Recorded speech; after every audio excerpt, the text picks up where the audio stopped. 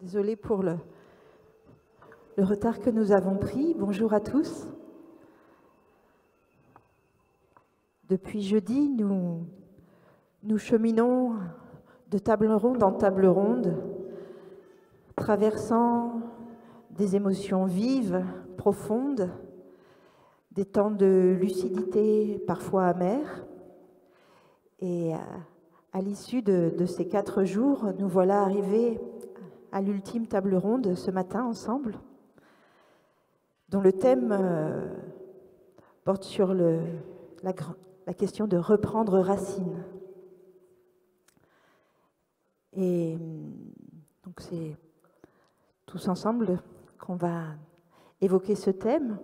Et on avait envie d'ouvrir cette séquence avec Dayara Tukano par un chant et le clôturer par un chant aussi, pour faire comme un cycle qui se perpétue. Je te laisse commencer, Dayara.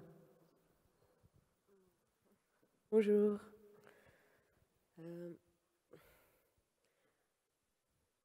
Bonjour.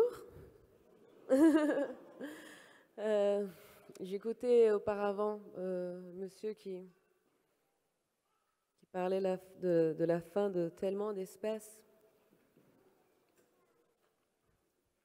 Donc c'est très difficile aussi pour nous d'écouter non pas seulement d'entendre à ce sujet, mais de le voir arriver devant nous constamment.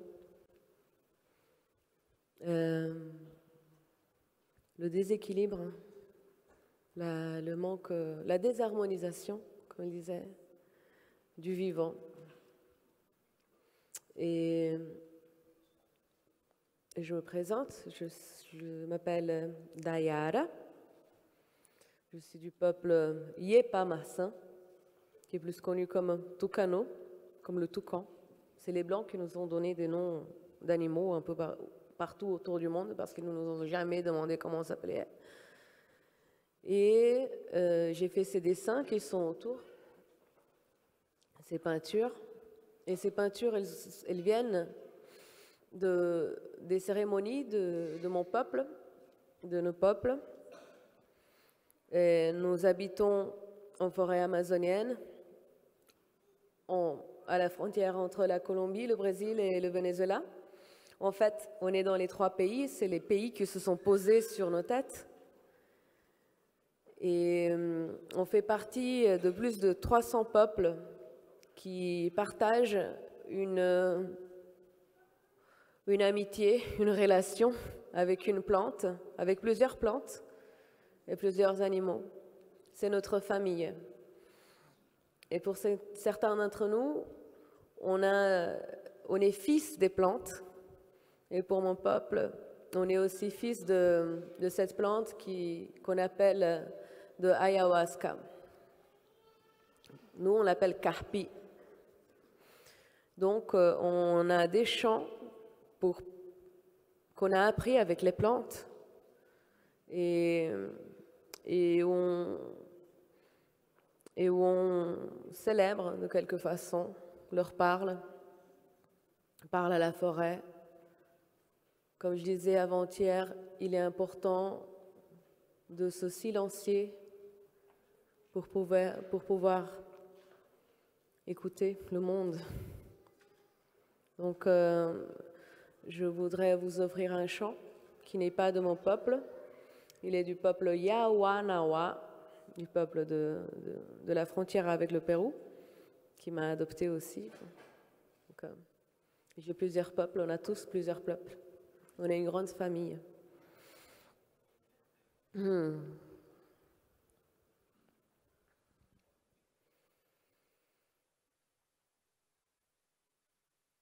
Kano, kano,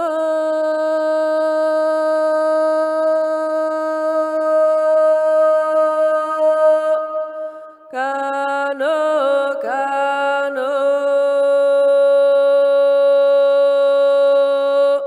kano, kano, kano.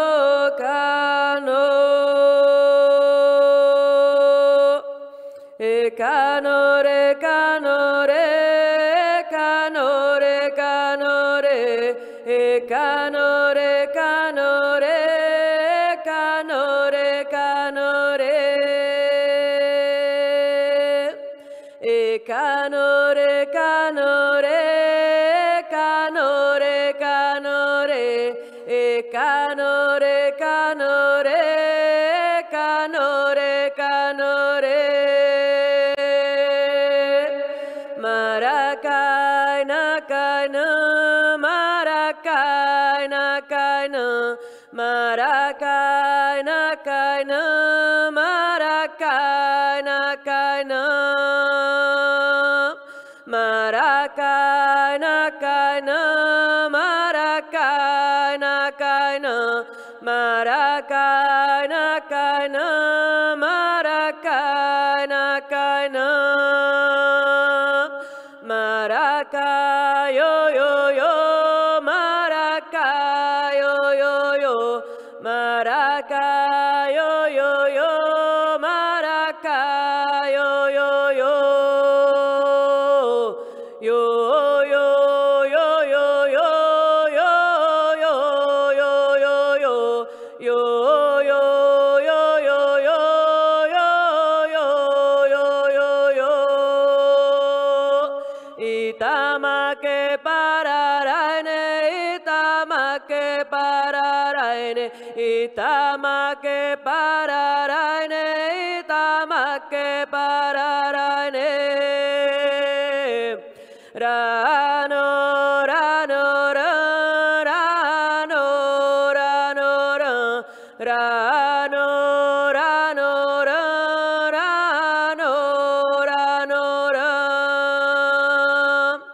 cano, cano,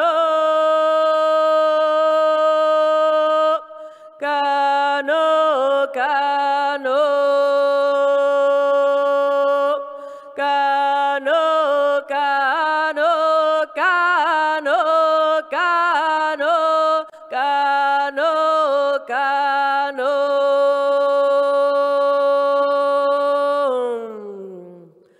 Ouh. Merci.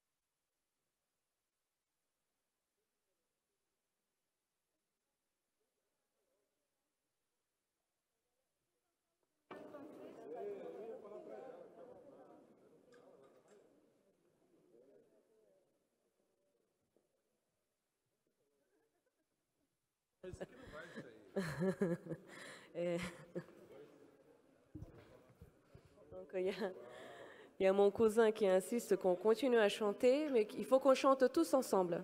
D'accord? Donc, cette chanson, puisqu'on parlait de métamorphose, il y a certains êtres qui font des métamorphoses. Et parmi eux, il y a les abeilles. Les abeilles sont sacrées. Les abeilles sont certainement, comme tous, très importants pour la planète. Et en ce moment, les abeilles sont en danger aussi avec tout le monde. Donc cette chanson, elle raconte l'histoire de l'abeille qui est devenue un chaman. Je veux dire ça très rapidement parce qu'en fait, cette abeille, un jour, elle a décidé de se baigner dans le miel. Vous imaginez, c'est tout gluant, mais elle s'est tellement concentrée qu'elle a commencé à s'envoler en direction du soleil. Et c'est l'histoire de la transformation des abeilles. Et donc, quand elle a commencé à faire ça, elle est devenue un chaman, et toutes les abeilles sont parties autour d'elle en chantant ensemble. Donc, c'est une chanson qui appelle tout le monde à joindre cette force et ce directionnement pour le soleil, pour le grand esprit, pour une conscience et pour ce pouvoir de transformation. Ça s'appelle Wako Maya. Wako, c'est l'abeille. C'est l'abeille Maya. OK? Et je vais la chanter une fois, mais à chaque fois, ça se répète. C'est des phrases qui se répètent toujours, donc c'est facile. Je chante et vous chantez ensemble la deuxième fois. D'accord? Est-ce que vous voulez chanter avec nous? J'entends pas? Oui. Génial. OK. Eu vou cantar de uma vez primeiro para eles ouvirem, depois a gente começa, tá? Je vais chanter une première fois pour que vous écoutiez, après on commence tous ensemble, ok? Wakamaya tone pindai ke pindai kanaro.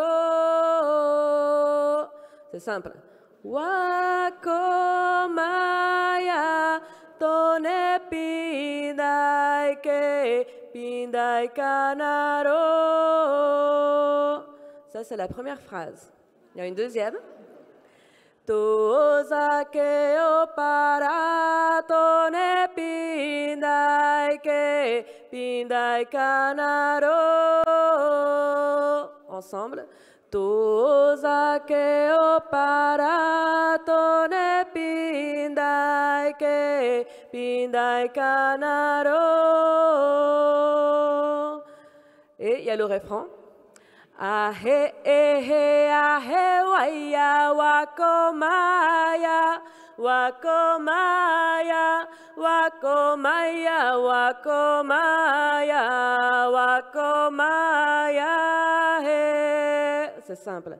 Ahe ehe ahe waya wakomaya wakomaya wakomaya wakomaya wakomaya he. C'est bon, tout le monde connaît les mots. C'est parfait, on commence. Wakomaya tone pindai ke pindai kanaro.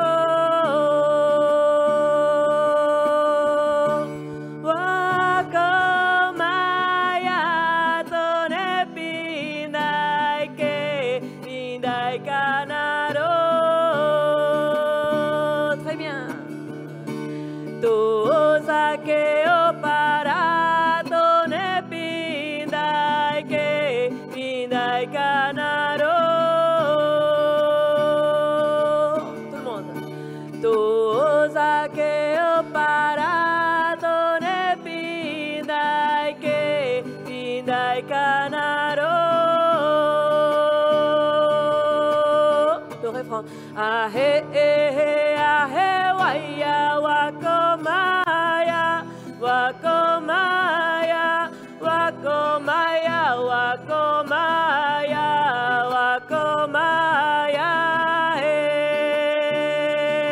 Tout le monde.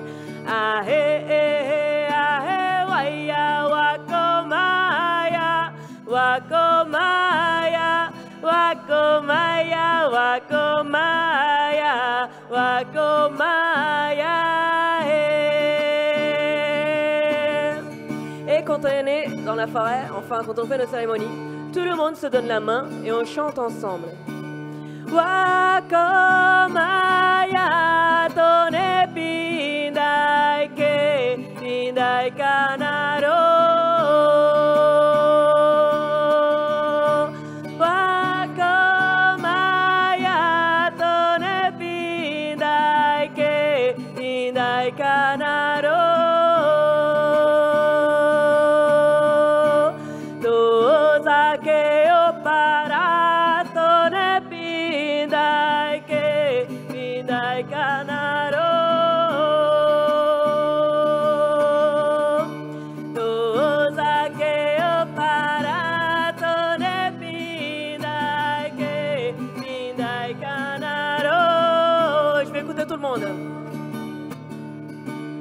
Ahe ehe ahe waya wakomaya wakomaya wakomaya wakomaya he. Très bien. Ahe ehe ahe waya wakomaya wakomaya wakomaya wakomaya he. Wakomaya tone pindai ke pindai kanaro. Savez-vous?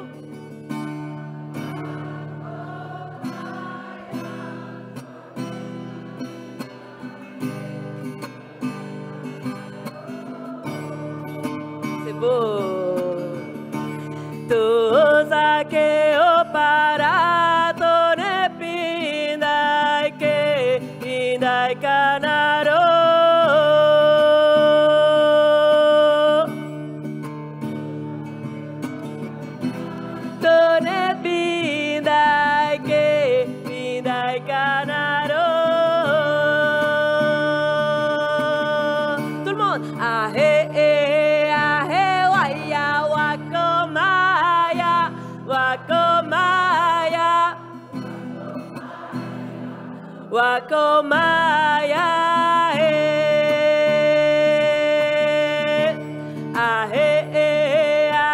waya, wakomaya, wakomaya, wakomaya, wakomaya, on lève les mains. Wakomaya, tone pindai ke, pindai kanaro.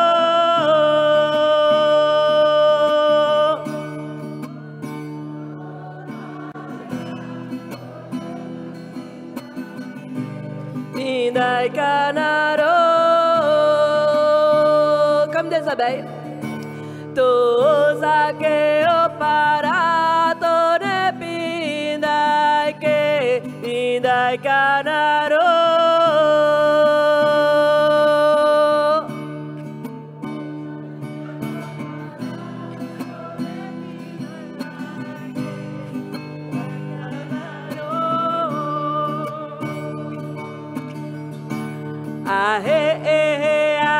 Waya, wakomaya, wakomaya, wakomaya.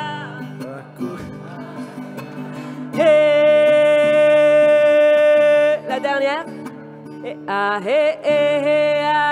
Waya, wakomaya,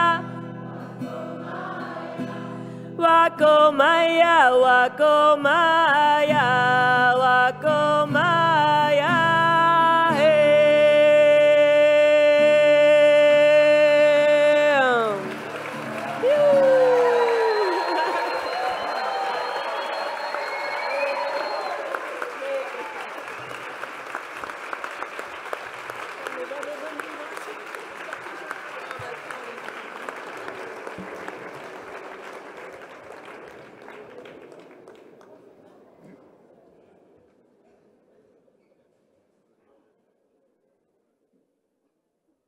Merci Dayara de nous avoir enseigné et transmis ce chant ce matin.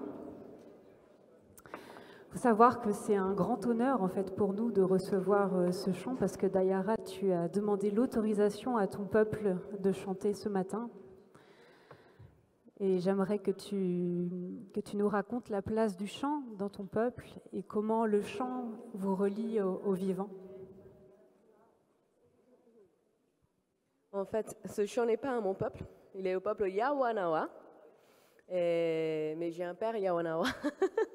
Et c'est intéressant. J'ai raconté l'histoire du chant, c'est l'abeille qui devient un chaman.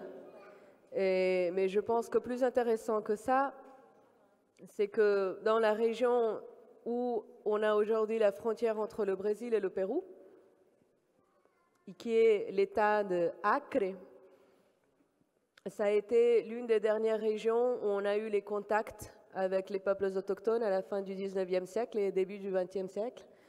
Et c'était l'époque du caoutchouc. Et donc, pour les autochtones, c'était l'époque de l'esclavage. Donc, les peuples de cette région racontent l'histoire en 4 temps. Il était le temps des origines, où on était libre. Il était le temps de la peur, qui était le temps de l'esclavage. Après, à partir des années 70 et 80, on a eu le temps du droit, où on a construit à travers le mouvement autochtone autour du monde les droits nationaux, constitutionnels et aussi les traités internationaux, pour que les peuples autochtones aient leur territoire, leur culture respectée. On est encore dans cette bataille ne s'arrête jamais. Et le 4e temps, c'est le Chinin-Bena. Chinin, dans leur langue, qui n'est pas la mienne, Chinin est la pensée. Bena, c'est le 9. Le Chinin-Bena est le temps de penser différemment. C'est le temps de la nouvelle pensée. C'est le temps de la transformation. C'est pour ça que quand je disais que ce qui nous est passé est un épistémicide, la colonisation est épistémicide. Elle tue la pensée autour du monde. Et maintenant, il faut qu'on travaille à créer une nouvelle pensée. Et c'est à travers notre science, nos médecines, qu'on appelle d'une façon très vulgaire de chamanisme. C'est hyper vulgaire. C'est une science, c'est une technologie, c'est un savoir millénaire, très profond. Et c'est avec ce savoir de nos peuples qu'aujourd'hui, un peu ironiquement quand même, on partage, parce qu'on nous cherche pour ça. On a été invités ici pour raconter des histoires de comment sauver le monde. C'est n'importe quoi.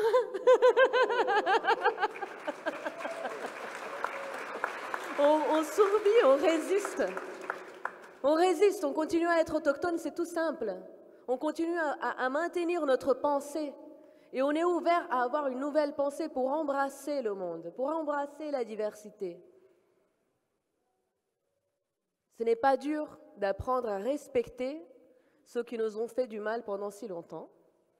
Mais pourtant, on est là à partager ce qu'on a de meilleur. C'est cet esprit et c'est ce message. Donc, c'est dans cette forêt et pendant le temps du esclavage que des gens pauvres et esclavisés qui travaillaient au caoutchouc ont commencé à partager l'ayahuasca et ça a gagné un peu le monde. C'est globalisé, c'est très polémique. C'est vraiment un débat à propos des impacts de tout cela. Les gens qui s'approchent, qui ont des curiosités par rapport aux cultures autochtones et qui nous demandent très souvent, je dirais tout le temps même, qu'on traduise ou qu'on explique ce qu'on pense. Je pense que plus important que de traduire, c'est de se connecter dans un sentiment, dans une émotion. Parce que quand quelqu'un fait du mal à quelqu'un d'autre, quand quelqu'un commet une violence, il n'est pas connecté à cette personne, il n'a pas d'empathie. Mais si on connecte nos cœurs, on va embrasser la joie, la douleur, l'espérance, et on va pouvoir travailler ensemble. Donc, à mon avis, très personnel, les chansons de nos peuples, elles ne sont pas pour être expliquées ni traduites. Elles sont pour être senties et pour qu'elles puissent vibrer et vraiment réaliser cette transformation qui est notre but. C'est pour ça qu'on chante, qu'on dessine, et j'espère qu'à la fin, on pourra chanter et danser ensemble aussi. Merci. Merci Dayara.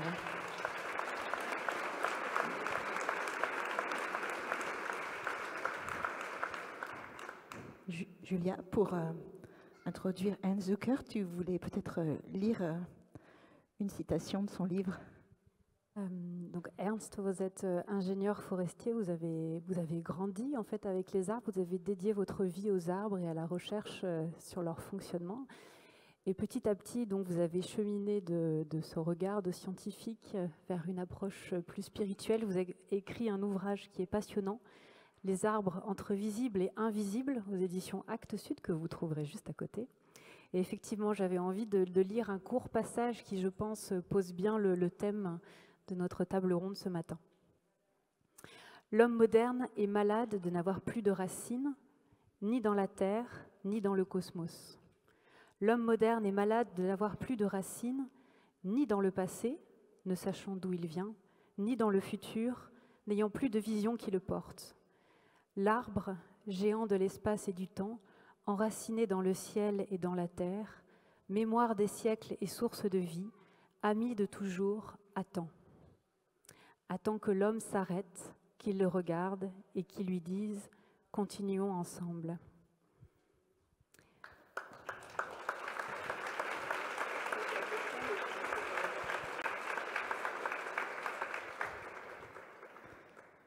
Et dans ce parcours qui a été, comme tu disais Julia à l'instant, technique, scientifique, vous avez cheminé vers une pensée plus spirituelle. Et notre question, justement, c'est que vous ont enseigné les arbres?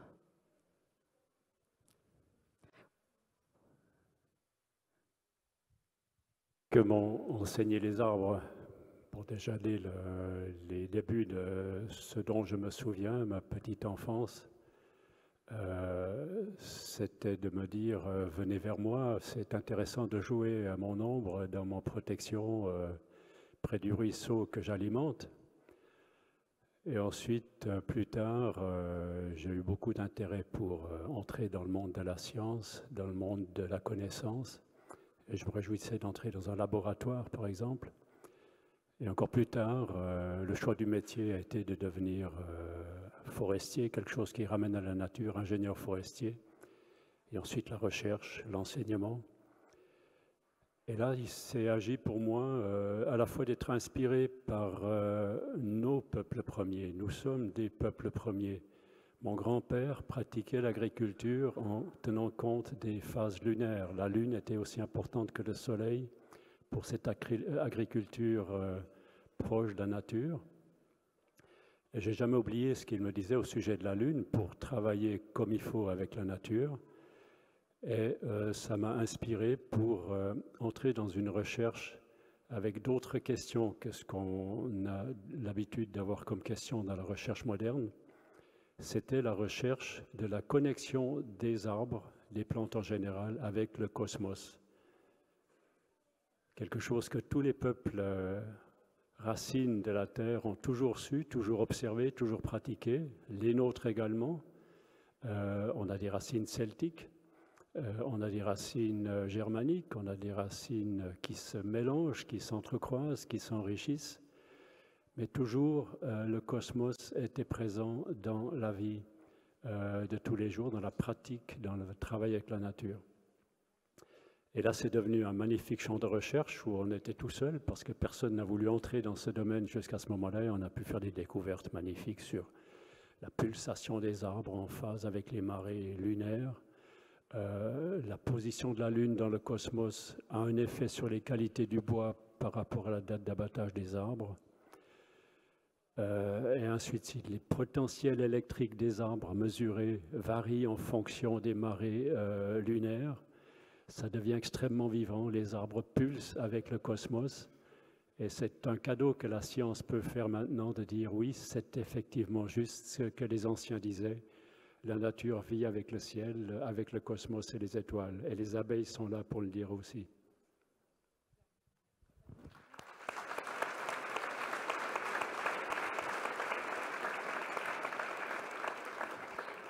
Dans votre livre, vous abordez justement ce sujet que les peuples traditionnels ont été visionnaires d'un point de vue scientifique.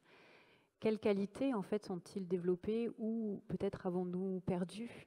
Comment ont-ils accès à cette vision? On a été nomades pendant des centaines de milliers d'années et sédentaires depuis relativement peu de temps, à partir du moment où on s'est fixé un endroit où les peuples ou bien les civilisations sont devenues patriarcales. Avant, c'était beaucoup plus équilibré. Et le fait d'être mobile par rapport à la nature, le fait de dormir sous les arbres, de dormir dans la nature, dormir, ce n'est pas une inactivité, c'est une autre forme d'activité de notre mental, de notre esprit. Ça nous ouvre à d'autres horizons qui nous entourent. C'est autre chose que de dormir dans un cube en béton et de vivre dans des bulles en tôle sur de l'asphalte. Et là, il y a une forme de connexion à la Terre qui nous apporte une autre perception de la Terre. Et j'entre en physiologie humaine, maintenant en physiologie liée à notre anatomie. On a une glande, par exemple, la glande pinéale, qui est là un peu la maîtresse des glandes. Et elle a besoin d'une forme de culture, d'alimentation, une forme de vie. Et là, le rythme est très important pour que cette glande fonctionne bien. De regarder la lumière solaire le matin est très important pour le fonctionnement de cette glande, qui est la maîtresse de tout notre système endocrinien. Les peuples autochtones ont toujours fait ça, ont toujours su cultiver leur système intérieur. Maintenant, je le réduis à une simple glande, mais c'est l'ensemble de l'organisme humain. Et on a des possibilités énormes d'apprendre, de voir, d'observer, de comprendre, des possibilités de penser, autres que simplement la pensée qu'on appelle rationnelle. C'est aussi l'accès à l'irrationnel. Le terme n'est pas juste, l'accès à l'irrationnel, à l'au-delà du rationnel. Et là, c'est la source de la joie. Pourquoi est-ce qu'il y a autant de joie qui émerge de ces chants? On arrête de chanter dans nos écoles. On a encore chanté il y a quelques dizaines d'années. Réapprenons à chanter, réapprenons à jouer. C'est ça qui deviendra une perspective du futur. Le travail de l'enfant, c'est de jouer. Il faudrait que pour l'adulte, le travail soit aussi de nouveau un jeu avec l'esthétique et l'harmonie. Voilà comment je comprends que ces peuples premiers aient maintenu des trésors de manière très précieuse et puissent nous les transmettre. Mais c'est aussi à nous de réactiver nos racines parce que nous avons nos peuples premiers. Quel était le peuple celte de la région de Bordeaux? Est-ce que quelqu'un peut me dire? On pourra en parler plus tard. Chez nous, c'est les Helvètes, le lac Léman, c'est les Allobroges, etc. On avait partout des peuples qui nous ont laissé, et là c'est intéressant, le langage, la langue est très intéressante. À Los Angeles, une langue indienne est en train de réémerger. On avait juste retenu le principe de la langue, le vocabulaire, mais presque plus personne ne le parlait. Et c'est en train d'être réappris par des grands-mères avec leurs petits-enfants. Ils réapprennent, et les gens qui réapprennent cette langue entrent dans le paysage de Los Angeles. Dieu sait si c'est un paysage transformé et artificialisé. Et ils disent, ce paysage, je le vois autrement quand je le pense, quand je l'exprime avec cette langue d'origine. Chaque paysage possède sa langue, possède sa culture parlée. Et là, c'est important d'entendre et de dire, ce chant ne se traduit pas, ce chant se dit tel quel. C'est comme une authenticité active. Voilà peut-être pour les peuples premiers. Merci Ernst.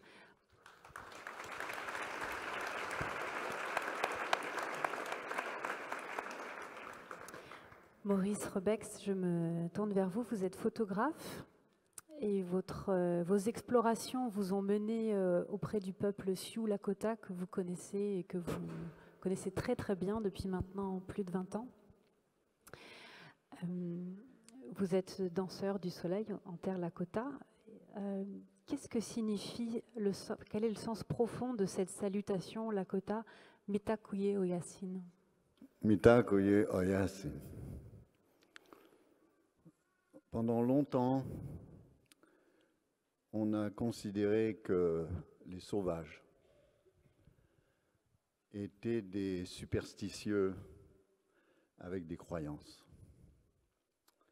Et aujourd'hui, nous sommes à ce moment de notre histoire, à nous, les civilisés, et je parle en homme blanc, où soudain nos certitudes s'écroulent au point que nous réalisons que les sauvages sont les détenteurs du pouvoir qui pourrait bien nous sauver.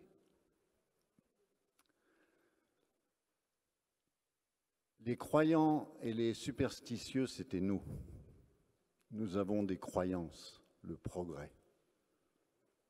Et nous avons des superstitions. Par exemple, nous considérons que nous sommes supérieurs aux autres espèces. C'est une superstition. Ça n'est validé par rien. On parlait de nos cousines, nos cousins les abeilles. Il y a, j'ai noté parce que c'est enivrant, il y a 12 000 espèces de fourmis. Mitakuye Oyasin, nos relations, les fourmis. 12 000 espèces. Ce qui fait qu'en cet instant précis, sur cette planète, tout autour de cette planète, grouille, se déplace, remue, transporte 10 millions de milliards de fourmis. Mais nous nous inquiétons, bientôt nous serons 9 milliards et demi. Nous sommes les superstitieux et nos ancêtres sont les détenteurs de la science originelle, la pharmacopée. Un des neveux de ma grande sœur, Casey Camp, ici présente, un jour me disait « Tu sais Maurice, il n'y a pas de magie indienne, il y a la science indienne. » Et il ajoutait « Notre homme médecine qui va dans la prairie collecter des racines et des plantes, ce n'est pas un sorcier, c'est un botaniste. » Nous vivons ce matin un moment qui nous marquera tous. Je prends un instant pour que ma voix se rétablisse. Ma fille est là. Ma fille était là pour ce chant. Ma fille marchera sa vie avec cette médecine. Toujours elle s'en souviendra. Comment la voix a fait écho dans cette structure métallique? Comment le métal même, extrait du cœur de notre mère, a retrouvé sa dignité en faisant écho à une voix, à des cordes vocales qui vibraient dans une gorge. Quand Einstein nous a dit « Tout ce qui vit est vibration, tout est énergie ».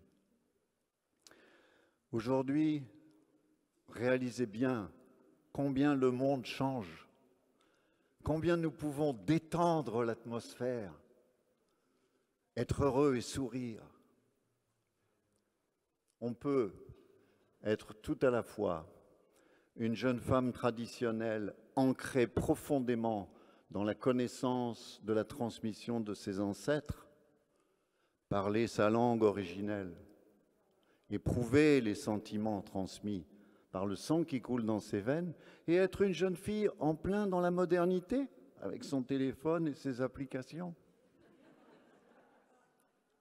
Et on peut être un homme de science, un chercheur, quelqu'un qui étudie, avec les outils du monde occidental, mais par ouverture d'esprit, par honnêteté intellectuelle, découvrir soudain une forme de porosité qui vous fait réaliser que on peut s'adresser les uns aux autres, d'être vivant à être vivant. Mita Kuye Oyasin, c'est simplement le résultat d'une observation. Mes amis indiens disent toujours « Us, we don't believe, we feel ». Mes amis indiens disent « Nous, nous ne croyons pas, nous ressentons ». Ça n'est pas la même chose de croire en un Dieu et de ressentir la présence du grand esprit dans la nature, ou plus exactement dans le tout. Il y a un autre chercheur, un autre scientifique. Et comprenez bien que la science est faite par les scientifiques. Donc quand les scientifiques approchent la science avec l'approche et l'ouverture de Ernst, alors c'est la science tout entière qui change. Monsieur Philippe Descola, professeur au Collège de France, autorité intellectuelle incontestable, séjourne chez les Givaro.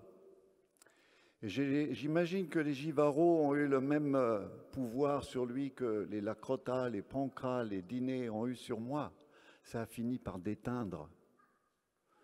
Revenant de chez les Givaro, professeur au Collège de France, il déclare « C'est en séjournant parmi les peuples d'Amazonie que j'ai compris que le concept de nature est une invention de l'Occident. Le concept de nature est une invention de l'Occident. Il n'y a pas la nature. Il y a nous tous réunis, le vivant, une seule et même grande famille. Et donc, c'est mon observation de ce matin. Le monde change sous nos yeux. Ne soyez ni désespérés, ni ne vous sentez démunis. Le chant que nous avons entendu tout à l'heure, nous avons fait plus que l'entendre. Il nous a touchés, nous allons marcher avec lui. Comme on le partage dans notre cérémonie la plupart du temps, c'est à chacun d'entre nous. Allons-nous conserver ce chant quelques instants, ou peut-être jusqu'à ce soir, s'endormir avec, ou allons-nous pouvoir le garder plusieurs saisons, ou l'emporterons-nous avec nous jusqu'au dernier souffle? Le monde change sous nos yeux, faisons partie du changement. Et observons ceux qui chantent, ceux qui dansent. Regardez les chefs d'État. Je n'ai rien à dire de mal contre eux.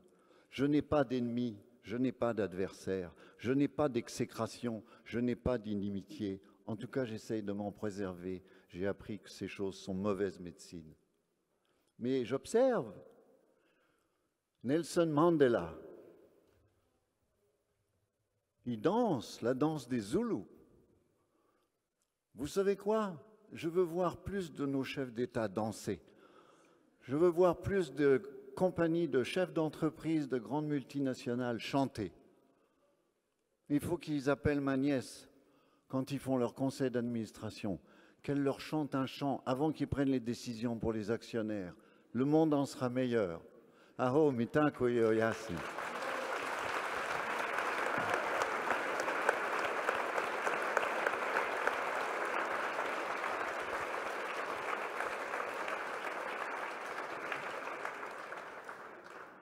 Merci Maurice.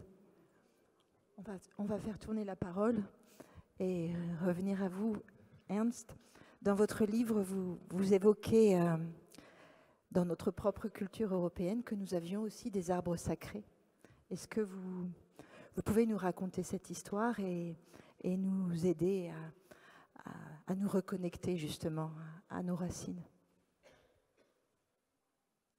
Oui, les arbres sacrés, on avait, et il reste des traces extrêmement concrètes des peuples européens qui étaient dédiés à l'arbre, bien dédiés à la divinité identifiée avec l'arbre. En Europe, 3 ou 4 peuples celtes avaient leur nom d'un arbre. Les Eburones, donc l'arbre en question, c'est l'if. Eburo, la racine celtique de l'if. Les Eburones, le peuple de l'if. Les Eburovis, les guerriers de l'If, ou les vainqueurs grâce à la force de l'If, ce qui est devenu la région où ils habitaient, est devenu ensuite le département de l'Eure. Eburo, Eou, c'est la même racine. Le département de l'Eure, c'est le département de l'If. Et le chef-lieu de l'Eure, Évreux, c'est encore une fois la cité de l'If. Les Ibères, l'Espagne, c'est un peuple de l'If. Donc l'Europe était peuplée par plusieurs peuples qui portaient leur nom d'un arbre. Les Movis, c'était les guerriers grâce à la force de l'orme. C'est devenu le Limousin, Limoges, le département de l'Orme. On a des arbres en nous, mais très profonds. Et lorsqu'on regarde l'arbre des Scandinaves germains, Yggdrasil, ce n'était pas une tradition celtique, mais une tradition germanique, mais très proche. Yggdrasil est représenté avec des racines à la terre, la couronne qui porte le ciel, le tronc intermédiaire, et autour de l'arbre, il y avait le serpent géant, un serpent énorme qui entourait l'arbre sur le plan terrestre, au fond duquel il y a l'arrière-fond cosmique, le zodiaque, les constellations. Eh bien, si on prend ce que nous apportent les voyageurs qui ont rendu visite, les ethnographes qui ont relevé ce que disent, par exemple, la communauté Konibo-Shipibo de l'Amazonie, ils décrivent leur arbre cosmique. C'est un arbre qui porte le ciel, un arbre qui est enraciné profondément dans la terre. À la source de cet arbre, comme Yggdrasil est la source gardé par les 3 déesses, eh bien cet arbre amazonien est à la source de l'Amazone de Ucayali. Et en plus, autour de cet arbre, qu'est-ce qu'il y a? Un serpent géant qui s'appelle l'anaconda. Qu'est-ce qui se passe? Vous avez l'Europe avec un arbre cosmique qui est absolument identique à l'arbre cosmique d'Amazonie. Comment expliquer ça? La psychologie de Carl Gustav Jung, un psychologue très fertile, très riche, nous parle d'archétypes. Alors finalement, l'être humain a ce genre d'archétypes, des structures internes qui nous permettent de comprendre le monde. Et le serpent géant, ce n'est pas du tout quelque chose de dangereux, c'est quelque chose qui nous relie au cosmos. C'est pour ça qu'on appelle cette série de constellations le zodiaque, les constellations des animaux. Quel rôle jouent les animaux là-dedans? Je pense qu'on aura beaucoup de belles découvertes à faire encore là-dessus. Les animaux qui nous portent des énergies. Maurice, tu souhaitais...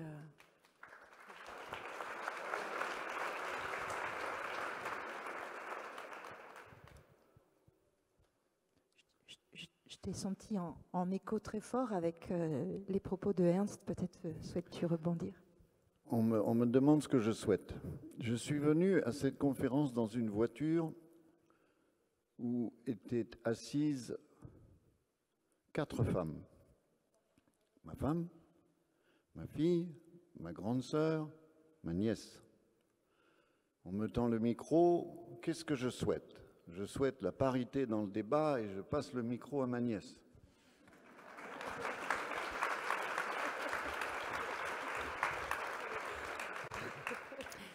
D'ailleurs, j'avais envie de te faire rebondir sur ce que vient de dire Ernst, justement, et sur l'enseignement de Harpi, que nous on appelle ayahuasca.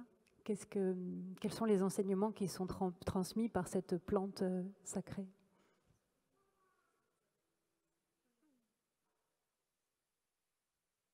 C'est drôle, enfin, en écoutant les questions qu'on écoute un peu partout en Europe, enfin, qu'on écoute parmi les allochtones, c'est comme ça qu'on dit, non, ceux qui ne sont pas autochtones.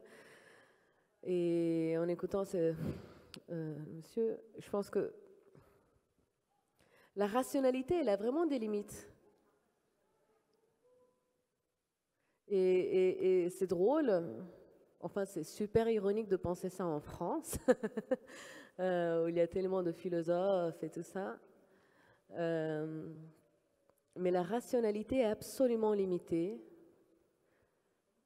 principalement quand on s'accroche à une langue. La rationalité, elle se base dans une épistémologie, c'est ça, elle se base dans un langage de compréhension du monde. Et c'est justement ça la limite de la rationalité. Donc, il y a des gens qui insistent à des traductions, comme si c'était possible de traduire des cultures, des visions du monde. Il n'y a pas besoin de traduction littéraire, de dire, mais de ressentir, comme mon oncle disait. Donc, par rapport à ce que les plantes nous apprennent, non pas seulement l'ayahuasca, mais pour nous, toutes les plantes sont sacrées. Toutes les plantes sont des médecines. Mais absolument tout ce qu'on mange est une médecine. Si c'est une pomme, un grain de riz, ou si on boit de l'ayahuasca, c'est tout ce qu'on consomme contient une sagesse et une information. Et pour ceux qui est de l'ayahuasca et d'autres plantes qu'on considère comme des plantes maîtres, des plantes sacrées, c'est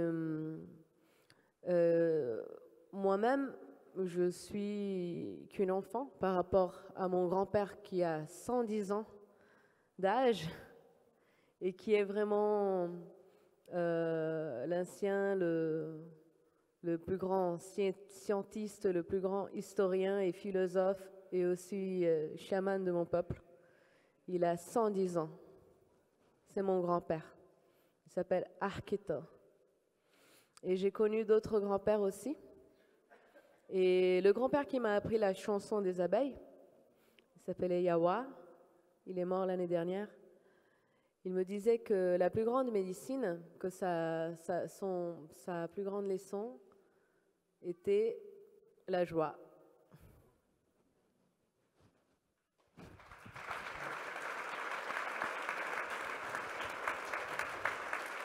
Mais je vais expliquer un petit peu plus, parce que c'est joli, c'est beau de dire la joie.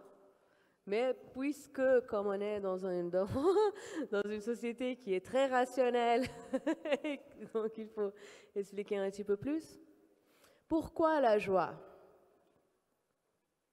Parce que la joie est l'énergie la plus haute, the highest energy. La joie, l'amour, la gratitude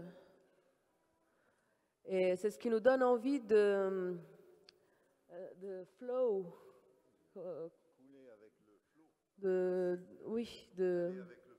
d'aller avec le flux. C'est ce qui nous impulsionne. Les Grecs pourraient l'appeler Eros, la force de la vie, la force de l'amour. C'est cette impulsion de vie.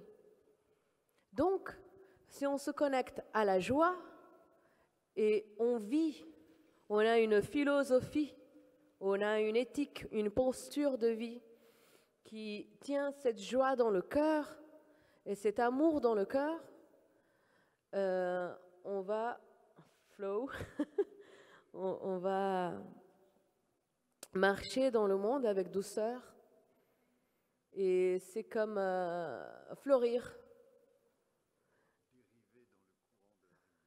On va dériver dans le courant de la rivière. Et d'un autre côté, si par contre on s'attache aux sentiments qui ne sont pas inverses mais qui sont complémentaires, à la tristesse, à la douleur, à la frustration, à l'injustice, à tout ce qui presse notre cœur et notre gorge et qui ne nous laisse pas respirer et qui des fois nous congèle, on ne s'en sort pas. On se met tout le temps dans des bagarres, dans des confusions, on n'arrive plus à voir ce qui est devant nous.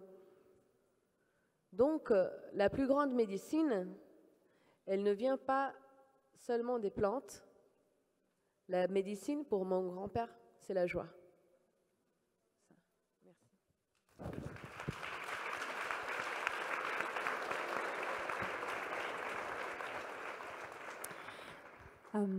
Gilles Boeuf, tout à l'heure, a évoqué dans son introduction les peintures des grottes de Lascaux et posé cette question, et pourquoi en dessiner? À quoi ça servait? Donc toujours avec cette vision qu'il faut que ça serve à quelque chose. Maurice Rebex, on en a un petit peu parlé quand on a préparé la table ronde. Qu'est-ce que ça raconte finalement, ces dessins de nous et de notre lien au vivant? Alors, j'ai beaucoup aimé dans le chant d'Ayara, le fait que nous passions aux travaux pratiques. Parce que parler des choses et mettre en avant la perfection de sa rhétorique, bon, c'est parfait, hein, je kiffe.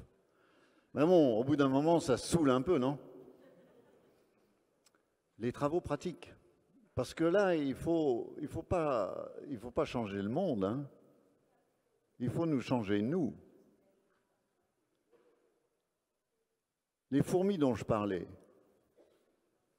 les 12 millions de milliards de fourmis, elles disparaissent, nous disparaissons par effet de réaction en chaîne. Nous disparaissons tous. Mais pensez-vous que les fourmis seront affectées par notre disparition? Des deux espèces, laquelle est supérieure? Mita kuye oyasin, nous sommes tous reliés. Mais nous ici, ceux qui nous ont fait, mon papa, ma maman, qui m'ont conçu dans un moment de joie, ceux qui ont, dans les usines, boulonné ces rivets, ou enfoncé ces rivets, les dinosaures qui ont respiré les molécules d'air que je respire, le même air, puisque la pression atmosphérique est ainsi faite que nous respirons le même air depuis l'origine des temps, régénéré pour nous par nos frères et nos sœurs, les arbres et les plantes. Mita kuye oyasin. L'an dernier, Nathalie était ici avec Madame Goudard, qui, elle, a créé des relations parmi nos cousins, nos frères, nos sœurs, les primates. Et trop souvent, nous oublions que nous sommes des animaux. C'est un de nos problèmes à nous, les Blancs, les Occidentaux, les Judéo-chrétiens. Nous oublions que nous sommes des animaux. Pourtant, il y a des moments dans la journée où c'est pas mal évident quand même, non? Ce qu'on apprend, ce qui nous réforme, ce qui nous comment on appelle ça, les cliniques de réhabilitation, de rehab, on apprend à observer. J'écoutais ma nièce et j'observais le tapis. Et cet été, la seule chose que je dirais de la danse à laquelle je participe, c'est que cet été, nous avions des éclats de pare-brise dans l'air de la danse. Et je suis désolé de briser votre rêve, mais c'est la dure réalité de la vie des réserves indiennes. C'est que parfois, le périmètre sacré de notre danse sacrée, on y trouve des morceaux de pare-brise pétés. Et cet été, j'en repérais un qui miroitait dans le soleil, je le passais à un ami. Et donc, je vais passer en rigolant avec une bonne blague pour nous sauver du « hein, hein ». Et donc, en regardant le tapis, j'ai trouvé ce petit morceau de verre à l'instant. Et je pense à la bouteille cassée de Jane Goodall l'an dernier. Et puisque nous sommes tous reliés, parfois on s'offre des perles, parfois on s'offre des morceaux d'animaux. Mais pour toi, Nathalie, aujourd'hui, j'ai un petit éclat de verre.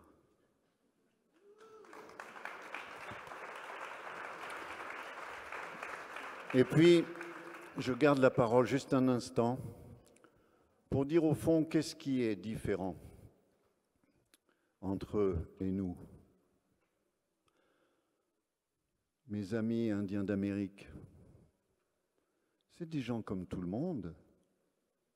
Et je me souviens de mon grand-oncle en Corrèze. Moi, je n'ai pas une goutte de sang indien. Ma grand-mère n'était pas cherokee. J'ai jamais été indien dans une autre vie. J'ai jamais eu un rêve avec Sitting Bull. Mais j'ai eu un grand-père. Quand il avait fini les fenaisons, un seul coup, on rangeait toutes les faucilles, mais il en restait quand même quelques plants de blé sur pied dans le coin.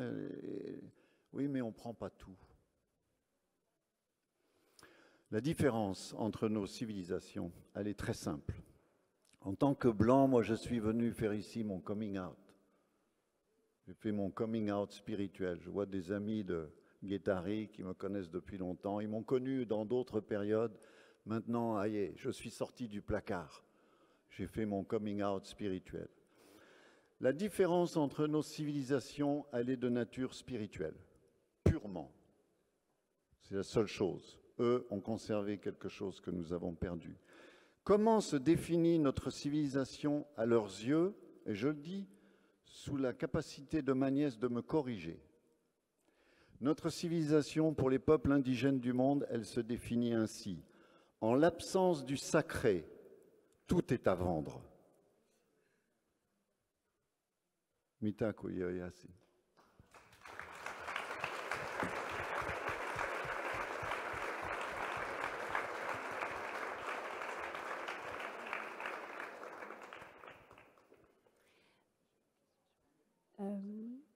J'ai l'impression que tu n'as pas vraiment répondu à ma question.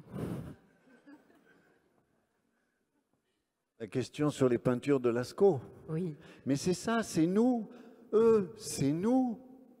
Et regardez, moi-même, je ne m'interdis pas. J'ai des objets chez moi qu'on m'a offerts. On a le droit, on peut des fois recevoir des cadeaux. J'étais avec ma fille, mon épouse, nous nous connaissons grâce à ces plumes. Notre fille, elle est née dans une danse, dans un rêve. C'est leur pouvoir, mais c'était notre pouvoir ancien. Je ne veux pas évoquer des choses trop sombres parce que l'événement s'approche de la fin, il faut qu'on finisse dans la joie. Et que ceux à qui on a à s'adresser pour leur dire « il faut que tu fasses quelque chose dans la position de dirigeant où tu es », on veut le faire avec un sourire, je ne veux pas... La haine, elle fait que du vinaigre coule dans notre estomac. La bienveillance, elle fait qu'on a du miel qui descend dans l'œsophage. Chacun sa recette, moi j'ai fait mon choix. Mais en réalité, il est temps. Faites votre coming out.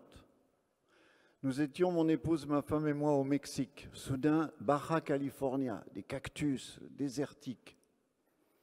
Soudain arrive la pluie.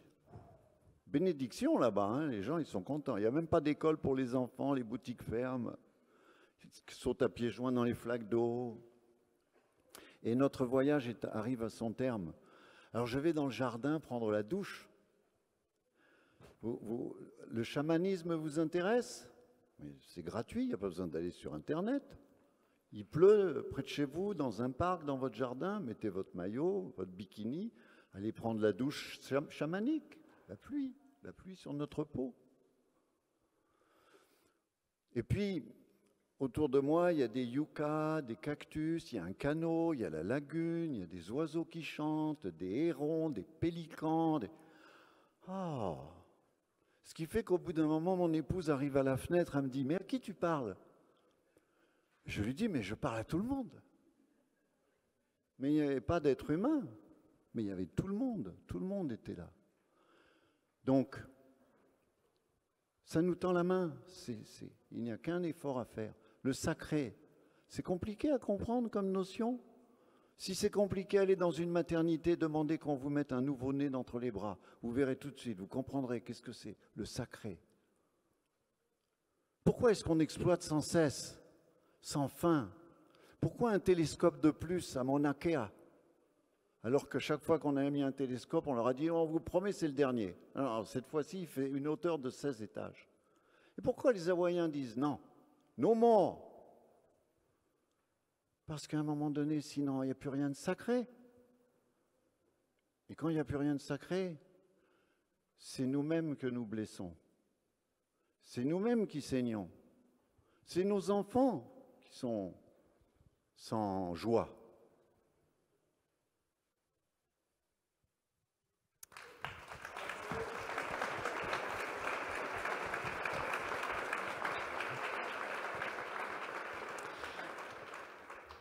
Notre thème ce matin, c'est reprendre racine. Alors nous tous ici, on est des enfants. On doit réapprendre justement comment se connecter au vivant. Et quand on ne l'a jamais fait, c'est difficile en fait. Et c'est pour ça aussi qu'on vient s'inspirer d'autres cultures pour ouvrir les yeux sur la beauté du vivant. À tous les trois, c'est vraiment une question pour tous les trois. Quels sont vos conseils? Par quoi on commence? Tu évoques à l'instant qu'on peut se mettre en maillot de bain sous la pluie et que c'est là que commence la connexion. Et qu'est-ce que vous auriez à nous conseiller ce matin pour renouer avec le vivant? Bon,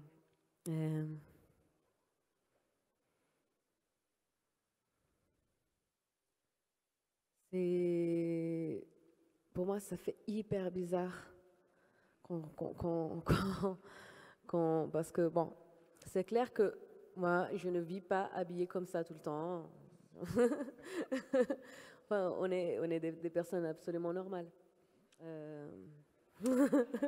Et ceci n'est rien d'anormal. C'est totalement normal pour nous et c'est se peindre et s'habiller dans une forme traditionnelle, c'est pour honorer notre culture et aussi la présence de tout le monde. Mais de temps en temps, quand on est autochtone, il faut dire qu'il y a plein de préjugés. Et l'un d'entre eux, c'est que peut-être quand je m'habille comme ça, je peux paraître une petite fée de la forêt, d'une forêt enchantée qui vient d'un dessin animé. Donc il y a des gens qui nous rencontrent de temps en temps et nous disent oh, « Vous qui venez de monde enchanté des forêts, comment peut-on se connecter à la nature? Est-ce que vous parlez à la nature ?» Ça m'est arrivé plusieurs fois, j'ai perdu la compte. Et je regarde tout le temps comme ça. Mais oui, j'écoute. Je ne vais pas dire que je n'entends pas la nature, hein, parce que franchement, il suffit de s'arrêter et se permettre d'écouter. Mais les gens pensent que c'est comme Pocahontas, quoi. C'est un truc On est là au milieu de la forêt, il y a un fantôme qui vient devant nous, qui dit « Écoute, ma fille ». Non. Ça peut l'être. Je ne vais pas dire que c'est impossible, mais quand même, il y a des gens qui se font beaucoup de préjugés.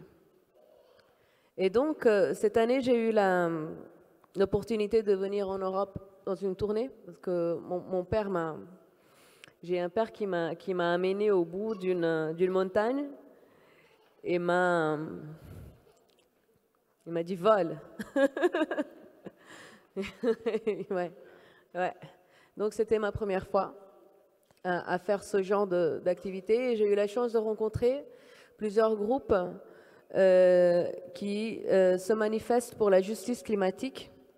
Et en fait, comme au Brésil, j'accompagne les mouvements autochtones, je travaille avec la communication et j'accompagne les mouvements autochtones autour du monde, je trouve que c'est très important de toujours chercher à connaître les gens qui sont sur des points communs, comme par exemple la justice climatique, et non pas parler seulement aux chefs d'État ou aux institutions internationales, parce qu'elles ne veulent dire... enfin, je ne vais pas dire que ça ne veut rien dire, mais c'est quand même un espace qui ne change pas grand-chose.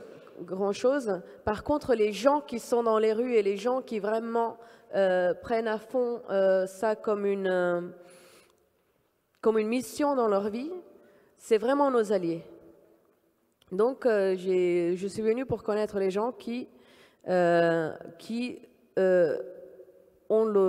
l'amour, qui ont le courage de sortir de chez eux et faire quelque chose pour parler de la vie. C'est génial. Et quand je suis arrivée, bon, c'est un peu bizarre de venir en tant qu'autochtone en Europe, quand on vient d'Amérique, ou quand on vient de n'importe quel autre continent, j'imagine, parce que ça nous fait des émotions, cette histoire.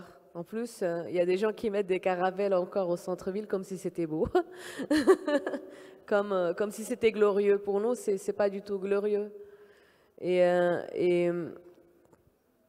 donc, j'ai demandé à ces gens, d'accord, vous luttez pour la justice climatique, et quelle est votre stratégie? Donc, la première réponse qu'on a eue, c'est la désobéissance civile. Et alors, j'ai dit, oh, c'est mignon la désobéissance civile, parce que quand on est autochtone, on est un terroriste. Moi, je suis née en 82. Mon père était ennemi de l'État. Maman aussi, il se cachait partout. On était au milieu du mouvement autochtone.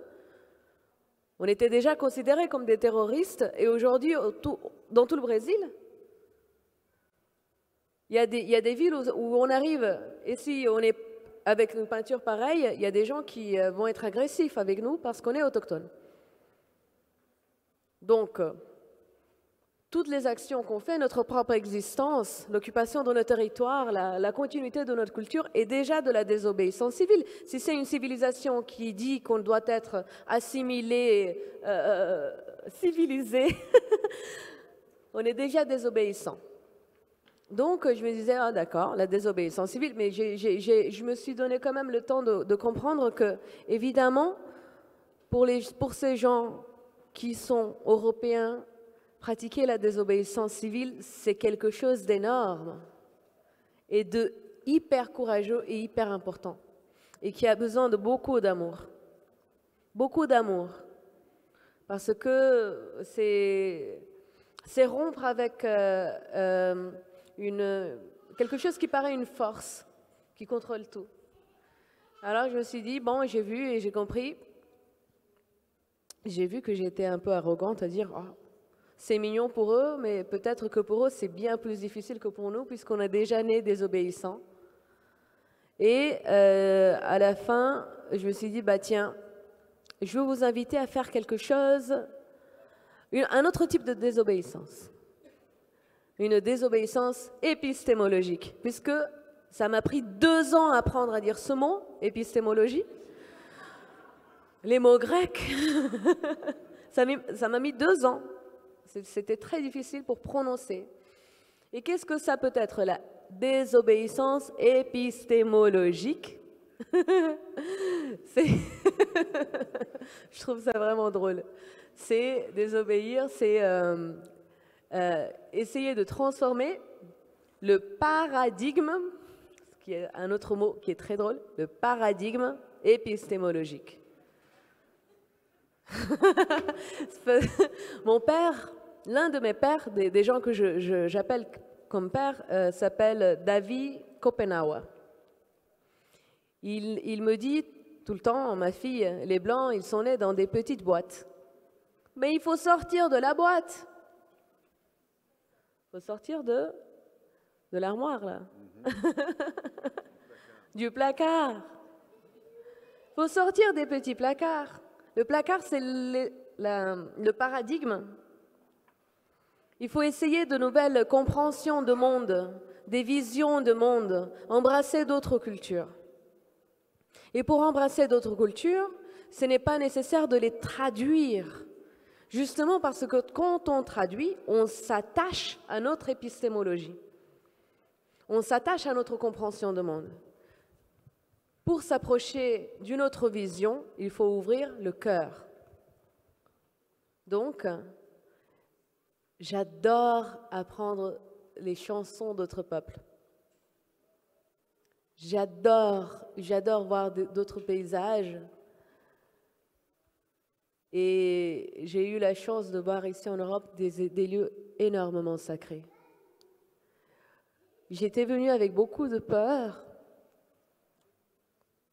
et un peu de rancœur de l'Europe, c'est normal.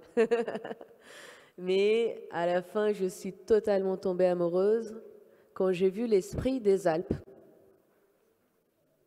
l'esprit des montagnes.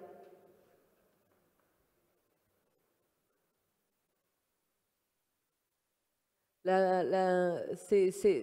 a été une grande leçon pour moi. Parce que nous, comme peuples autochtones d'Amazonie, aussi, on peut être très arrogant.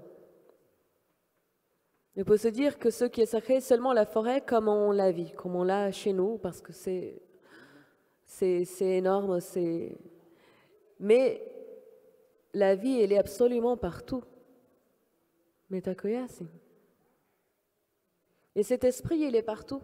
Donc, on s'est rencontrés avec un mouvement de Ndegalende. Et il y avait des gens qui m'ont dit, il y avait une femme qui a l'âge de ma mère, qui m'a dit, ici, on n'a pas d'esprit. On n'a pas d'esprit en Europe. Je dis, quoi? Mais c'est n'importe quoi. C'est affreux, c'est terrible. Le sentiment de ne pas avoir un esprit.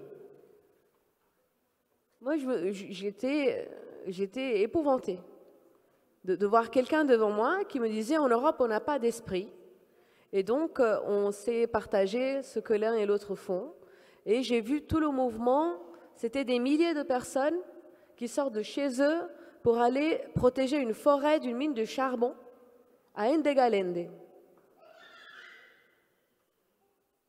Et alors, j'aurais dit, écoute, quand nous, au Brésil, bon, on en a déjà assez pas mal parlé de la situation du Brésil aujourd'hui et pendant les dernières années, mais quand on sort en bataille, quand on sort dans les manifs, on chante tout le temps, mais tout le temps pour les esprits de la forêt. Et la chanson qui nous conduit le plus est la chanson de la fourmi. Elle dit comme ça, pisa ligeiro, quem não pode com a formiga não assanha o formigueiro. Pisa ligeiro, quem não pode com a formiga não assanha o formigueiro. Quem não pode com a formiga não assanha o formigueiro. Quem não pode com um índio não entrar na terra dele. Ça veut dire... pour traduire en français, hein, c'est... Faut pas traduire, c'est la chanson Non, mais j'ai réussi à la traduire en anglais. On peut juste ressentir. C'est step light. If you can't stand the ant, you won't step on the hill. Si vous ne supportez pas une fourmi, vous ne foutez pas le pied dans la fourmière. C'est tout simple.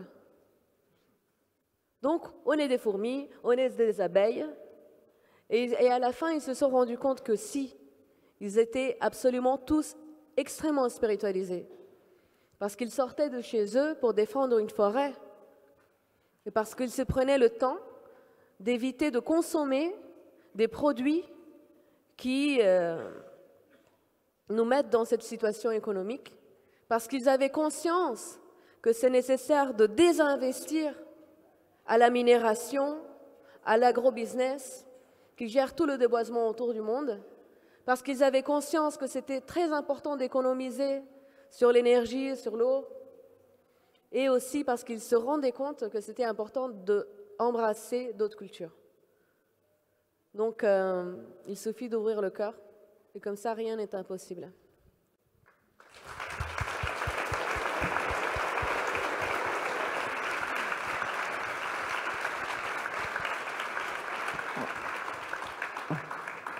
On va terminer avec vous, Ernst. On a parlé de transformation, de métamorphose, de joie, et tout à l'heure, on évoquait aussi la peur. Est-ce que vous pouvez nous dire quelques mots sur cette métamorphose? Oui, tout à fait dans la ligne de ce qu'on vient d'entendre. La peur, pour moi, c'est quelque chose qui disparaît lorsqu'on se confronte à ce qui est la source de la peur. C'est quelque chose de virtuel. La peur nous aide à grandir. Donc, il faut voir au-delà. Mais pour revenir sur ce qu'on vient d'entendre de manière magnifique, ouvrir le cœur, je pense qu'il y a des très belles perspectives qui sont à portée de main, mais plutôt à portée de pied et de jambes. Lorsqu'on se remet en fait en connexion, lorsqu'on remet en œuvre la destinée de l'homme, c'est pas d'être assis toute la journée, mais c'est de marcher. Ouvrir le cœur et se mettre en marche. Et là, en fait, pour rejoindre avec la notion de désobéissance, la jeunesse est en train de devenir magnifique. Greta Thunberg refuse d'aller à l'école. C'est terminé, je ne veux pas aller apprendre ce que vous voulez m'apprendre. Je veux autre chose. Et de plus en plus remettre en question ce formatage qu'on essaye d'imposer à la jeunesse. Et là, on a quelque chose une opportunité énorme devant nous. D'un côté, cette jeunesse qui veut autre chose, qui a la faim pour autre chose, qui a un avenir à créer. Et de l'autre côté, un monde en émergence qui s'ignore. On a énormément d'endroits, tous ceux dont on a entendu parler, qui sont venus témoigner ici, mais chez nous aussi, des endroits qui pratiquent déjà la transition écologique, si on veut l'appeler comme ça, qui pratiquent le respect de la nature en travaillant avec la nature, certains depuis des dizaines d'années, d'autres depuis plus récemment, mais partout il y a des endroits où on sait faire les choses de manière respectueuse, en connexion avec la nature, sans empoisonner la nature. Il faut urgemment terminer avec ça. Tous ces endroits, on peut les mettre, on doit les mettre enfin en réseau. Chacun doit savoir qui fait quoi où est l'apiculteur bio le plus proche, où est le maraîcher bio le plus proche, qui fait de la biodynamie le plus proche, qui fait de l'éco-construction dans le rayon immédiat, qui plante des arbres, qui fait de l'agroforesterie, qui fait de la permaculture, etc., qui a une librairie destinée à être lue concernant la transition écologique. Ou y a-t-il un philosophe qui travaille là-dessus? Mettre tout ça en réseau et maintenant permettre à cette jeunesse, mais aussi à tous ceux qui sont intéressés à pratiquer cette transition écologique, à entrer dans ce nouveau monde en émergence. Et là, ce n'est pas avec une voiture, ce n'est pas en prenant l'avion, c'est à pied qu'on va le faire. Créer un réseau de marche ou de pèlerinage, on peut l'appeler comme on veut, de la transition du monde à venir, et qui en même temps est un réseau de compagnonnage. Un compagnonnage, c'est-à-dire vous créez votre programme, naturellement ce réseau va indiquer qui fait quoi où, et moi j'ai envie d'apprendre l'apiculture, le maraîchage, et ensuite j'ai envie d'apprendre encore 2 ou 3 médecines naturelles, et tous ces gens sauront se reconnaître Et je vais passer 2 mois ici, 1 mois là, 2 ans là-bas, parce que c'est plus difficile, plus long à apprendre. Et après 5 ans de compagnonnage, et ce n'est pas du compagnonnage du devoir comme c'était dans le passé, ça sera un compagnonnage du vouloir. C'est vouloir le nouveau monde et ouvrir ce monde de cette manière-là, c'est d'aller d'un endroit à l'autre le temps qui est nécessaire. En commençant par la France, la Suisse, l'Allemagne, c'est en train d'émerger, on est en train de vouloir rejoindre, relier l'Alsace à la Drôme, au Gers, Hollande, et ça va s'étendre, et je me réjouis quand on pourra prendre le voilier, pas un bateau à moteur ou énergivore, pour aller en Amérique et pour entrer dans le réseau du compagnonnage et l'apprentissage qui nous reliera avec tout ce qu'on a envie d'apprendre et de découvrir sur Terre. Et là, on aura vraiment une nouvelle perspective pour la jeunesse qui demande une nouvelle perspective. Et souvent, ils sont un peu démunis, ils ne savent pas comment est-ce que je peux transformer ma vie. Donc, ça sera quelque chose d'alternatif ou de complémentaire aux universités, éventuellement un remplacement des universités, mais pas que l'un remplace l'autre. Le choix de rester ouvert, il faut aussi cultiver nos racines culturelles européennes occidentales, et en ajoutant ces réseaux comme possibilité de devenir vraiment réellement enracinés sur Terre en travaillant la Terre avec respect. Ce n'est pas dans les universités qu'on apprend à cultiver la Terre, c'est sur Terre qu'on l'apprend, et là on peut y accéder en marchant.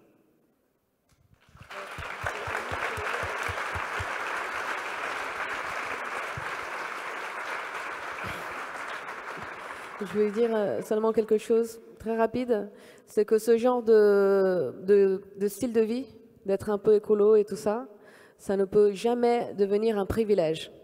Il faut partager la responsabilité toujours de soutenir ceux qui ont toujours maintenu cet style de vie dans la planète. Soutenir les peuples autochtones, défendre nos territoires est fondamental. Et j'espère que ce genre de mouvement, il puisse devenir plus qu'une mode et que jamais il ne devienne un privilège bourgeois, mais qu'il puisse vraiment être partagé avec toutes les personnes à la planète. Parce que pour la part des autochtones, autour du monde, que ce soit en Amérique, en Océanie, en Afrique, en Asie, c'est vraiment un panorama qui est très différent de l'Europe.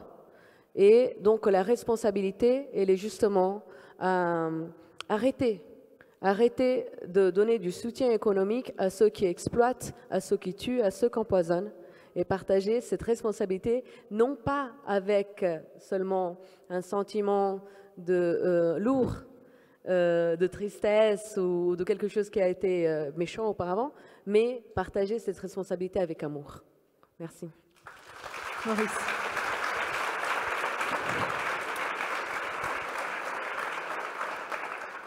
Une petite chose pour le prolongement de cet entretien, mais pour ceux qui regarderont la vidéo en ligne. Certains, peut-être parmi nous, peut-être parmi les spectateurs, n'en doutez pas, vont regarder tout ce qui s'est dit ici avec sympathie, avec un gentil sourire, mais en nous regardant comme les bisounours. On est gentil, c'est romantique, c'est beau, la nature, mais eux savent que le monde est dur, la réalité, etc. La réalité, c'est que cette civilisation est en train de réaliser qu'elle n'est pas durable, c'est-à-dire qu'elle ne sait pas survivre. La réalité, c'est que les Poncas d'Oklahoma, les Tucanos d'Amazonie, les Kalinas de Guyane détiennent la connaissance et le pouvoir de survivre. C'est ce qu'ils font depuis l'origine des temps. Donc, pensez-y comme ça.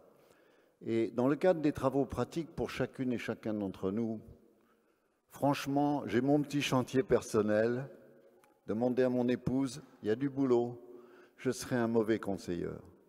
Mais en tant que citoyen français, nous avons le privilège dans notre communauté nationale, la République française, d'avoir des Indiens de France, des natifs américains de France.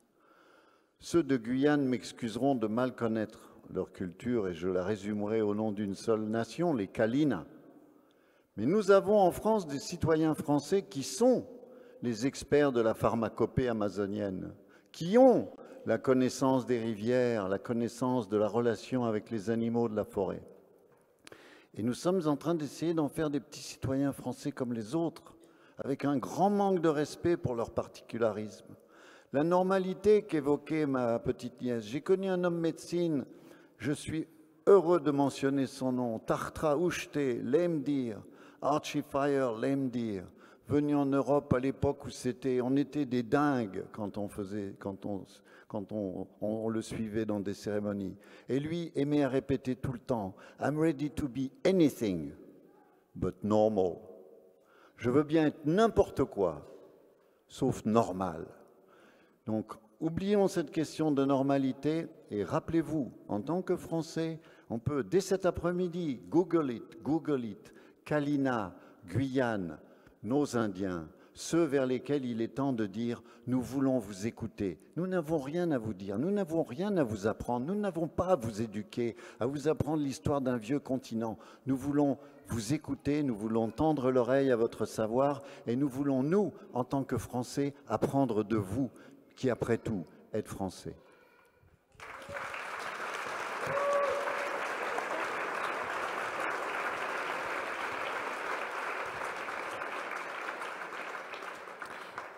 Dayara, est-ce que ça te va si on prend les questions du public et après on rechante et on danse avec toi? Alors on va faire comme ça. On a une contrainte horaire. Hein. On a 10 minutes. On n'a que 10 minutes de questions, ok, mais ça sera 10 minutes en temps relatif. On essaye d'apprendre ce matin. Alors, est-ce qu'il y a des questions parmi vous? Hier, Alexia, sinon on chante. Ah, soit l'un, soit l'autre. Oh, on chante. Ok, c'est frustrant. Alors, moi, je pense que c'est important quand même de prendre 3 questions. Il y a une question là-bas.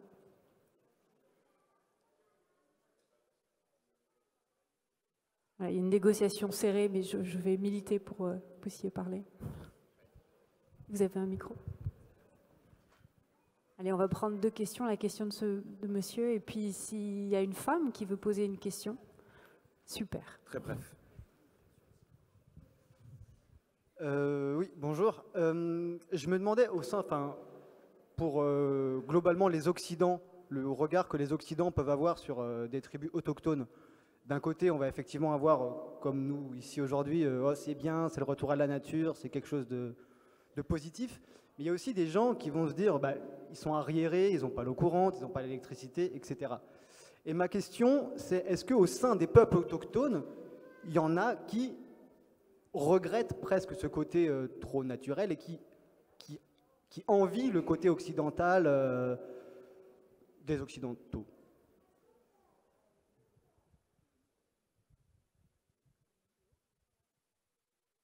Il y a plein de définitions à ce sujet. Qu'est-ce que définit l'Orient et l'Occident quand la planète est ronde, enfin un peu sphérique quand même?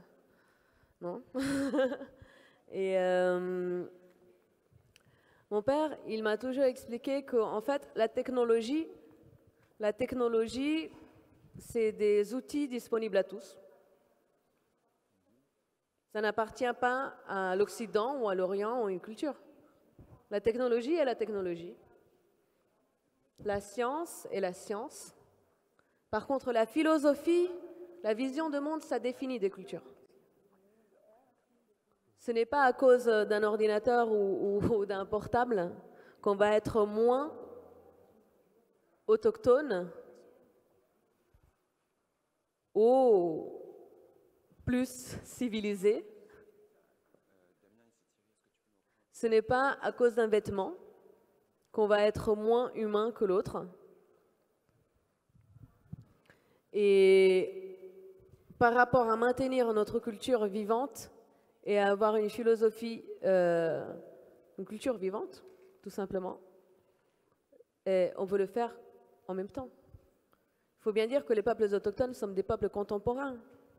On est bien au même espace. Mon grand-père est vivant. Il a fait le premier contact. Il a 110 ans. Et on se parle de temps en temps au portable. C'est pas impossible quand même.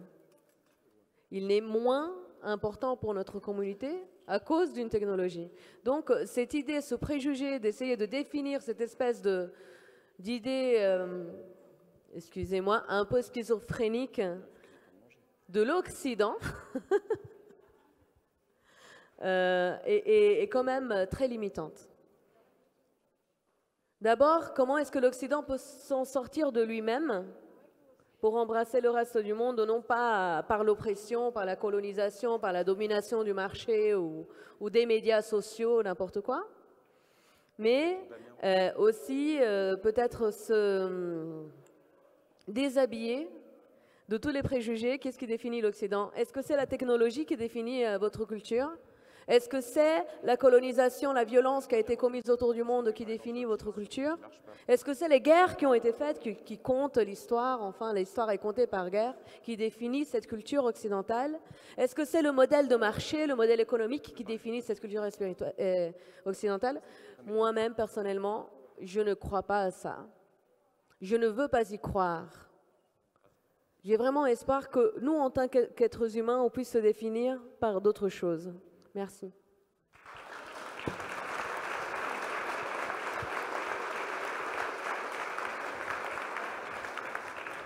Pour la parité, on va prendre ta question. Bah, viens, je te passe le micro. Ah, c'est bon.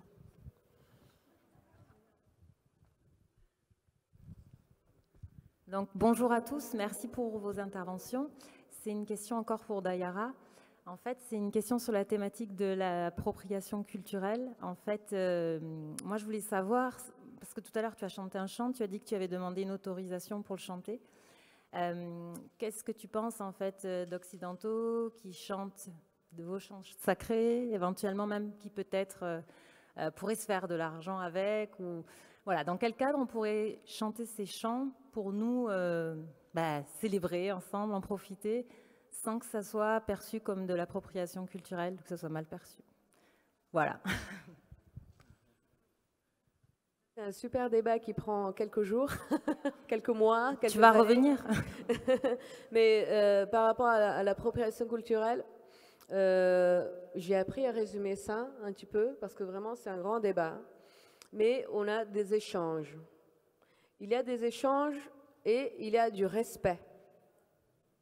Quand on a deux personnes qui s'échangent des cadeaux, enfin qui se donnent un bonjour mutuellement et respectueusement, elles se connaissent, elles savent quelles sont les limites et enfin elles se reconnaissent. Elles font plus que reconnaître, elles se reconnaissent. Par contre, il y a un autre type d'échange qui est sans autorisation. Il y a l'échange autorisé, qui est mutuel. Il y a l'échange non autorisé. C'est ce qu'on appelle très souvent le vol. Un joli mot, c'est appropriation. C'est le truc, oh, j'ai trouvé ça, trouver, c'est pas voler. Non, mais c'est le vol. Il n'a pas été autorisé, et quand on prend quelque chose qui ne nous appartient pas parce que c'est joli, c'est beau à voir, c'est décoratif, enfin, mais on ne comprend pas ce que c'est, on lui enlève tout son sens d'exister. Donc, l'appropriation, elle retire du contexte. Mais ça ne veut pas dire que c'est impossible à partager une chanson. Ici, j'ai chanté une chanson d'un peuple qui n'est pas le mien, mais avec lequel j'ai une relation personnelle, familiale. Casey a chanté une chanson qui était d'un autre peuple hier. Elle s'est même excusée pour son accent, mais avec lequel elle a une relation personnelle. C'est un chant avec beaucoup de respect, et c'est un chant dont elle connaît le sens profondément. Donc, pour pouvoir porter ce genre de savoir, c'est important d'avoir une relation de plus qu'amitié. c'est éviter d'objectifier. La commercialisation, elle objectifie très souvent. L'histoire de la mode est l'histoire de l'appropriation culturelle autour du monde. Parce que c'est beau, on oublie que tout a une histoire. Chaque dessin, chaque motif, chaque chanson a une histoire. Et connaître l'histoire des peuples, c'est respecter leur existence. Donc, quand on fait un chant, on demande toujours une autorisation. Moi, personnellement, j'ai écrit à mon père et je lui ai dit, papa, est-ce que je peux faire une chanson de ton peuple? Parce qu'il est le cacique. Il m'a dit, ma fille, tu peux chanter où tu veux. Mais c'est bien parce que, tu imagines, moi je suis autochtone et si quelqu'un me voit chanter une chanson de son peuple sans autorisation, et n'importe comment, ils vont se dire, ben, c'est quoi? C'est n'importe quoi. Il faut avoir du respect. Donc, c'est ça. Merci. Merci.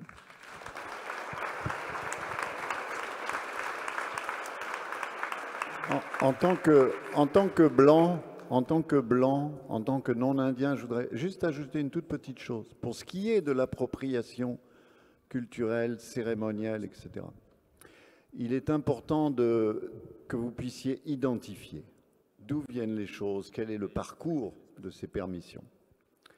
Par exemple, j'ai pris la liberté, c'est la première fois que je le fais publiquement, d'être présenté comme un danseur du soleil. Pourquoi? Parce que je peux dire que je suis un danseur du soleil à la danse du chef et homme médecine Crow Dog sur la réserve indienne de Rosebud dans le Dakota du Sud. Je n'ai pas été initié par une communauté indienne. Ça, c'est flou, c'est vague, c'est sans forme.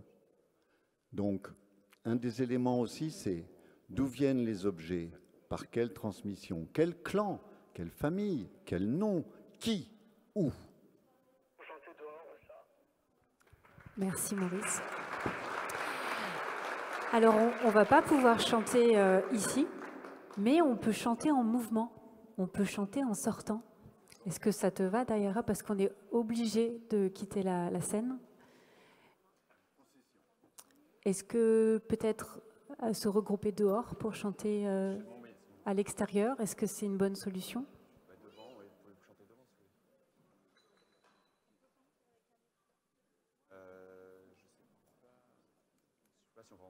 Est-ce que chanter en cercle, dehors, c'est... Sans sonorisation? Non, on peut partir d'ici. Moi, j'aimerais bien qu'on désobéisse, mais il y a Damien qui me...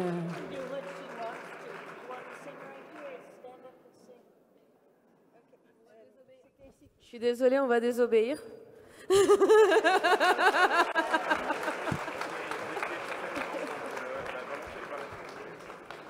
Donc la première chanson, je vais répéter la première chanson qu'on a faite. Si Pachon est là, il peut venir avec... Et Pachon, Pachon, montant. Mais la première chanson est la chanson de la forêt. Kano. Non mais j'en ai plein le cul là. Kano, c'est le hara. Ça. Et je vais commencer, on chante tout le monde ensemble. Ça se répète toujours, tout le monde a compris? Ouais. Kano, Kano, Kano,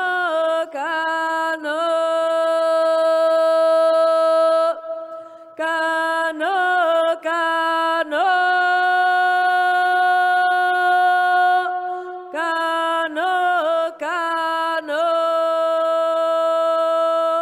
et Kano, re, Kano, re. Canore, canore, canore, canore,